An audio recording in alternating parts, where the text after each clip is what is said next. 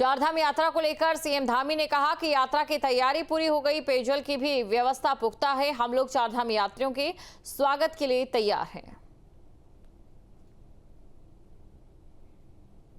चारधाम यात्रा की तैयारियां पूरी हो गई हैं और 30 अप्रैल से यमुनोत्री गंगोत्री कपाट खुलेंगे। 2 मई को बाबा केदार के और 4 मई को भगवान बद्री मसाल के कपाट खुलेंगे। यातायात, पेयजल, आवास, सभी प्रकार की व्यवस्थाएं, सुरक्षा की व्यवस्थाएं, यात्रियों में तो उल्लास और उत्साह है ही है।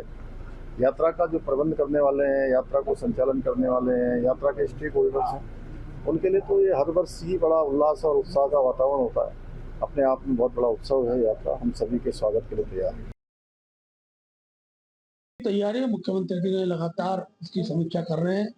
यात्रा से जुड़े हुए सब अधिकारियों को काम सौंप दिया गया है और हर क्षेत्र में, हर डिस्ट्रिक्ट में जो यात्रा क्षेत्र की जरूरत है वहाँ पर मुख्यमंत्री का जाना हो चुका है और 2 तारीख को माननीय मुख्यमंत्री जी कपाट खुलने की तिथि में प्रमुख स्थानों पर रहेंगे। चारों धाम के कपाट में सरकार के मंत्रीगणों का रहना होगा और हम पूरे भारत की जनता को विश्वास दिलाते हैं कि उत्तराखंड की जो 4 धाम यात्रा है, तो यहाँ की आर्थिक का स्रोत है, वो यात्रा बहुत प्रभावी रूप से और निर्विरोध संपन्न होगी और उत्तराखंड अब जहाँ धार्मिक यात्रा का केंद्र बनेगा। कश्मीर की घटना के बाद मैं कह सकता हूँ कि पूरे विश्व का जो ग्रीष्मकालीन पर्यटक है वो उत्तराखंड पर आएगा। मुख्यमंत्री जी द्वारा चारधाम यात्रा से जुड़े हुए जितने विभाग हैं सबके साथ कई बार बैठक की गई है। माइन्यूट लेवल पे एक एक बिंदु के बारे में चर्चा की गई है, सभी को निर्देश दिए गए हैं। इसी क्रम में आपदा प्रबंधन विभाग को निर्देश दिए गए हैं कि आपदा की स्थिति में जो चारधाम यात्रा में आने वाले श्रद्धालु हैं या जो राज्य में आने वाले पर्यटक हैं या जो राज्य के निवासी हैं, इनको किसी प्रकार से कोई परेशानी न होने पावे, इसके लिए प्लान करिए। तो आपदा प्रबंधन विभाग ने उसी के अनुरूप प्लान बनाया है।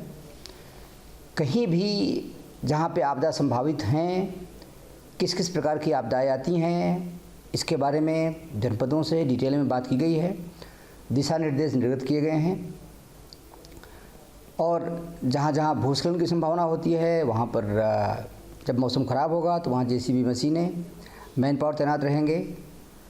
मौसम विभाग से लगातार हम लोग टच में रहेंगे। जब कभी मौसम ख़राब होने की स्थिति आएगी, भारी वर्षा की स्थिति आएगी, हम लोगों को अलर्ट जारी करेंगे। देखिए, रोड पे काफ़ी काम किया जा चुका है। बीआरओ वालों का काम थोड़ा पीछे चल रहा है। मैंने अभी स्वयं इनके ब्रिगेडियर साहब से भी बात की है। मैं केदारनाथ धाम और बद्रीनाथ धाम तक की पूरी रोड मैं खुद देख के आया हूँ। अभी उसमें कुछ इश्यूज पेंडिंग है, बाकी उन्होंने रिजॉल्व कर लिया है।